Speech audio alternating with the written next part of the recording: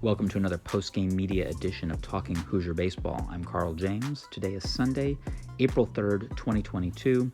Indiana University Baseball lost to Northwestern today 13-6. The loss dropped Indiana to 1-2 in the Big Ten and also led to an opening series loss against Northwestern. The media, including IUBase.com's Garrett Creech and myself, spoke with Coach Jeff Mercer after the game. Coach, obviously a tough series, but was there something that you liked from your guys throughout the last three games?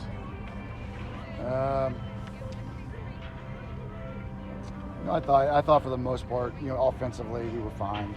We were fine today. We had some chances there, a couple of bases loaded situations, and we weren't able to break through. But after they scored 4 there in the second on the walks, we did chip away. We came back with that a little bit, and I told you guys, yesterday I thought we could have been better offensively. Just changing the style and the way that we played the game. But we did come out, obviously, and scored 6 in the 9th yesterday. And we put ourselves in a position today to be able to compete, to get back into the ball game. So I guess if I was going to find a positive, that would be a positive piece I would advocate. A lot of the relievers are coming in and looking really good initially and then kind of tailing off really fast. What do you think is making that happen so quick, the switch? Yeah, no, that's a great question.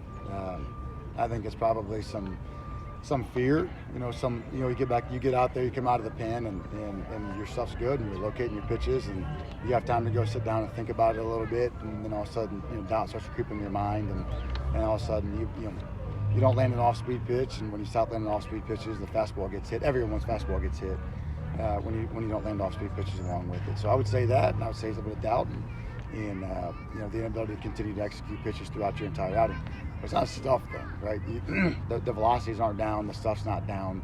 It's the ability to continue to execute to the zones you're trying to execute, and then you kind of get a little bit, it kind of snowballs on you a little bit, and you lose control. It's kind of conversations I've had with those guys a lot, and spending time with them to be able to have the confidence to go out and compete throughout your entire outing.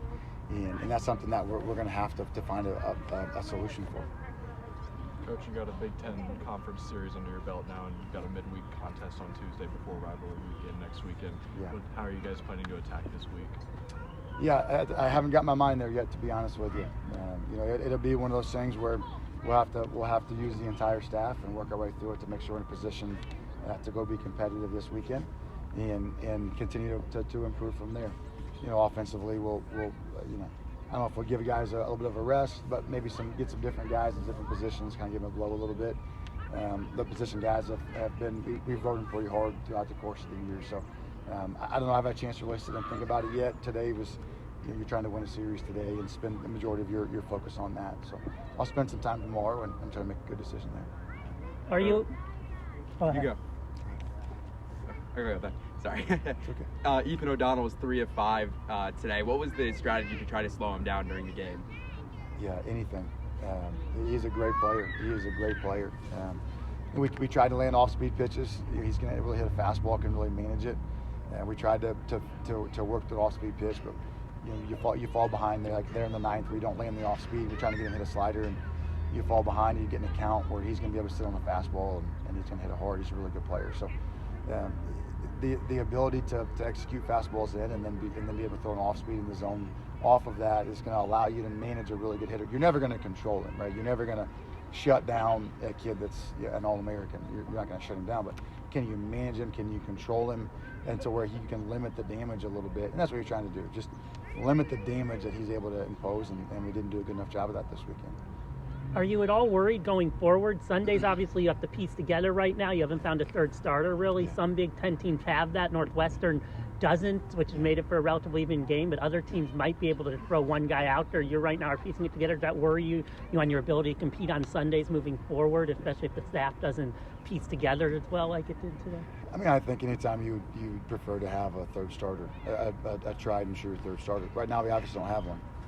But like I told the guys, we're talented enough on the mound to do what they did, which is to contain, to be able to use 6 or 7 different guys, to keep them guessing, to be able to utilize in different situations guys that can just do their job and execute. So we're talented enough to do that. We're good enough to do that. We didn't do that today. You look at 8 runs we essentially handed away between The walks, we walked loaded, or the bases loaded, and then the inning where we hit 3 guys and walked a guy. And then some poor decisions on relays in the outfield. So between that, you have 8 runs. So if you eliminate those, it's not necessarily we got our butts thumped on the mound. We didn't get hit essentially that hard. You can't hemorrhage runs like that. You can't give them away. And when you do that, it excludes you from winning, but it also covers up what is actually a talented enough staff to be good. So we just have to have guys that are able to invest in their role and execute their role, and if we do that, we can stack them together to have success. It just has to be in that way right now until someone emerges and gives you 5 or 7 innings in succession on a Sunday. Matthew Ellis stayed hot today, another home run. What are you seeing in his approach that allows him to play guys with so much power? Well, he's obviously a talented young man. He's worked really, really hard to flatten his stroke out.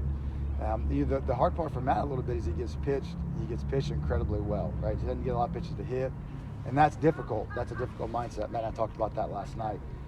Transitioning from junior college to here, where you get pitched so much, so well consecutively, and so you can't expand the strike zone, and you can't get away from what you do well. And so for him to stay true to his approach and stay true to what he wants to do in the box, to his strengths, is a huge key. It's foundational for him to continue to be the player that he's capable of being. And I have confidence in him to be able to do that, just given more time. And again, I thought he had better swings today than he had the rest of the weekend. And that's a testament to him and his ability to just keep showing up every day. But it is hard when you anchor the middle of a lineup, and he's got some guys that can really hit behind him, but it's hard when you get pitched like he gets pitched, and there's the part of you that wants to really, really hit, and sometimes you have to be willing to take a walk, you have to be willing to take a hit by pitch, because that's what the game affords you in that moment. So Matt's just got to stay disciplined and true to who he is as an offensive player and trust the guys around him, and so far he's done a good job of that. You've had a couple of potential big innings stifled a little bit on the base paths. Is that a concern? Yeah, it is. We had some youthful mistakes, and it is a talented group, but it's a young group, and so yeah, we broke some of the cardinal rules the last 2 days, and you just got to keep setting them down and explaining. I think coaching is about creating an environment where you understand what has to happen, the fundamental basic piece of it, and then holding guys accountable to that. And the game is the ultimate enforcer of that. And so those guys know, they communicate, but in the moment sometimes you may get away with it once or twice, and then you don't know when that moment's going to happen, when you get stung. And so yes, it is a concern, but it's not to the point where sometimes I chalk it up to like, hey, you haven't been out there necessarily and you made a mistake, and now, let's not do that again. Let's continue to improve and grow and understand why we put the rules in place that we have. It's because the game requires it. And there's been a couple of moments where we haven't done that. And guys are trying. It's just, it's a lapse of judgment in that moment. But they just have to continue to improve in those things. Just the basic fundamental of that piece. Yes. Take 2 more. Majority of Northwestern's runs came with 2 outs. What did you see from their hitters in the 2-out approach? They're a great team. They play together as a team. They don't overswing. They hit the ball the other way. They're physical. They have flat swings. They recognize spin really well. They do a lot of really good things. And so, anytime that we just continue to give somebody opportunities, and you have a talented enough lineup, someone's eventually going to tag one, whether it's 1 out or 2 outs or no outs. If you have, you find yourself in those situations enough, someone will eventually, do the damage or make you pay the price, and you saw that. Kind of piggybacking off that, because you've seen any adjustments from your pitching staff in those 2-strike situations? Well, it comes back to be able to execute the pitch that you're trying to execute, and it's a lot harder. So if there's nobody on base and you don't execute a pitch and the guy hits a homer, it's a solo homer. Solo homers don't lose games, right? They don't win games, they don't lose games. It's when there's 2 guys on base and now they don't execute with the 2-strike pitch, which is going to happen with college guys. They're going to make a mistake. They're going to hang a 2-strike pitch to try and throw the best breaking ball ever, and it flutters, or you're trying to get in and it licks back over the middle, and the guys are going to hit. When you get 2 strikes, you're very much in fight or flight, right? So you're locked in. You're right over the plate. You're hunting a mistake. You don't overswing, right?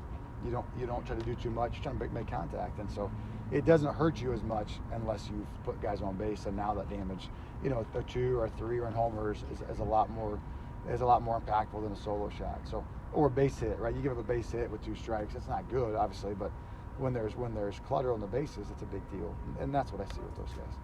We have to limit the damage. You have to limit the base runners to limit the damage in those situations. That concludes this post-game media edition of Talking Hoosier Baseball. Next up is a road trip starting with a midweek at Evansville and then a weekend series at Purdue. As always, we look forward to the time we can once again see you at the BART.